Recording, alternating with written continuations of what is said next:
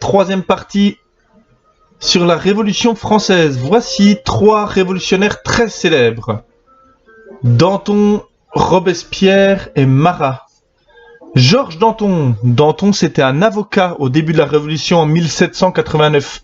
Il va quitter son cabinet d'avocat pour pouvoir se présenter en tant que député à la première Assemblée nationale.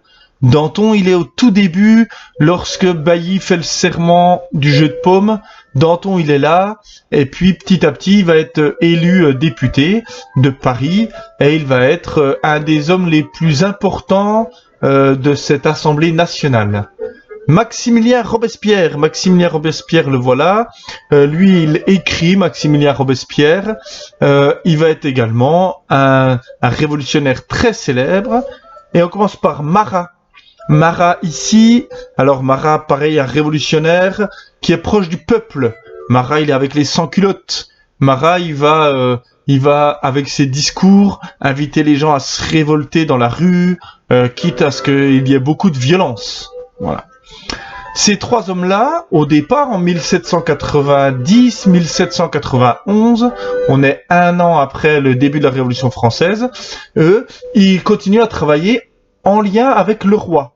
D'accord ? Le roi est toujours là, Louis XVI, c'est lui qui gouverne, mais il gouverne pas tout seul, il y a une constitution qui fait que les députés de l'Assemblée nationale, ils ont le droit de proposer des lois, de voter des lois, même si le roi Louis XVI a encore un pouvoir important, parce que si une loi ne lui plaît pas, eh ben, il a le droit de la refuser.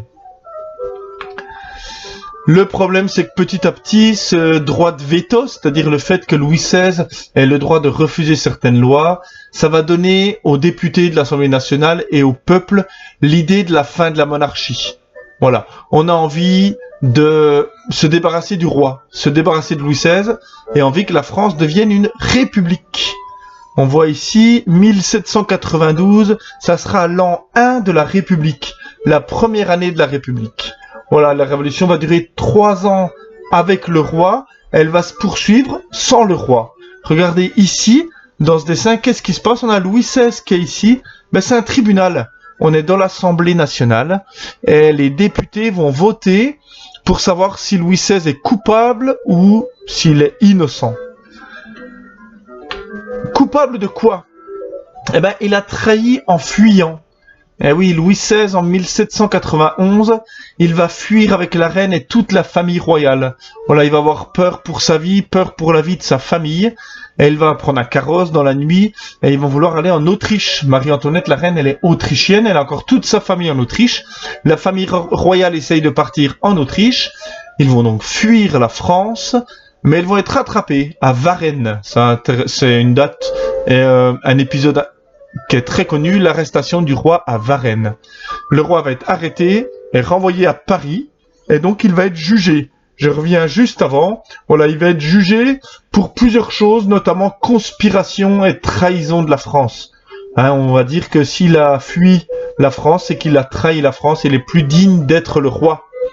Le roi Louis XVI, d'ailleurs, si vous vous souvenez des leçons précédentes, il va plus s'appeler Louis XVI, on va l'appeler Louis Capet, parce que c'est un descendant de Hugues Capet, c'est un Capétien. Donc Louis Capet va être condamné à mort, et la reine Marie-Antoinette également va être condamnée à mort. Cette condamnation va être effective le 21 janvier 1793. Voilà. Il va être guillotiné. On voit ici le roi, là, qui va passer à la guillotine. On voit ici le bourreau et les gardes républicains. Le rêve de la République, maintenant, il est une chose réelle, c'est-à-dire qu'il n'y a plus de roi en France, et la France, depuis 1792, c'est l'an 1 de la République, donc 1793, on est en l'an 2 de la République. Il n'y a pas de président, ça n'existe pas encore dans cette première République, mais il y a des hommes importants, on les a vus tout à l'heure, Danton, Marat, Robespierre.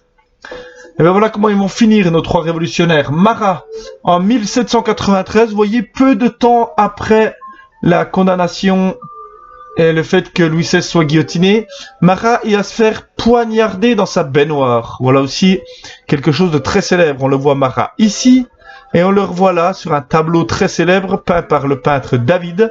Il est dans sa baignoire parce qu'il avait des problèmes de peau et il était obligé de se baigner souvent. Et il a ici une lettre parce qu'il écrit des discours, etc. Et il va se faire poignarder par une révolutionnaire qui s'appelle Charlotte Corday. Pourquoi? Tout simplement parce que cette révolutionnaire, comme beaucoup d'autres, pense que Marat va trop loin. Marat avec les sans-culottes, il veut vraiment que le peuple se révolte tout le temps, encore et encore et toujours.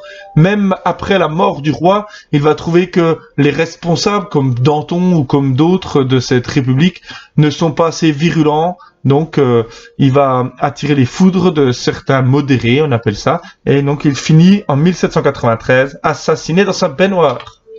Danton, c'est lui qui va être ensuite un peu le personnage le plus important de cette première république, mais malheureusement il va se faire arrêter par, vous savez, c'est des rivalités hein. Dans la république, il y en a qui veulent le pouvoir, tout le monde veut le pouvoir.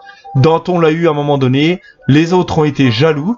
Il va se faire arrêter, il va y avoir un procès pour Danton et il va être condamné à mort, guillotiné en 1794. Voilà, il va passer également à la guillotine.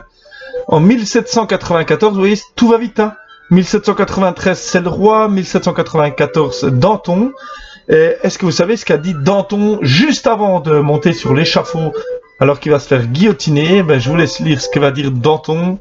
Il dit au bourreau, tu montreras ma tête au peuple, elle en vaut bien la peine. Et c'est ce que va faire le bourreau. Danton va se faire guillotiner.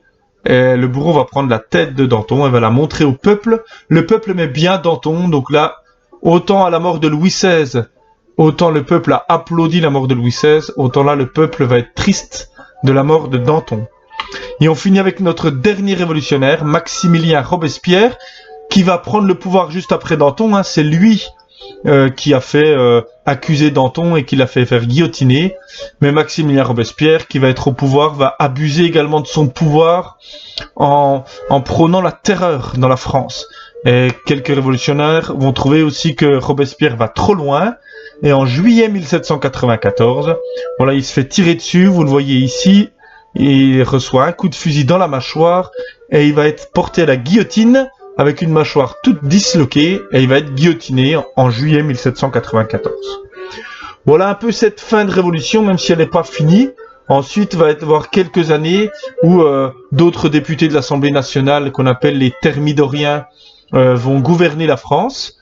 Vont gouverner pas très longtemps, pendant 5 ans, parce qu'en 1799, il y a un personnage très célèbre qui va prendre le pouvoir. Ce personnage célèbre, je pense que vous le connaissez tous, il s'agit de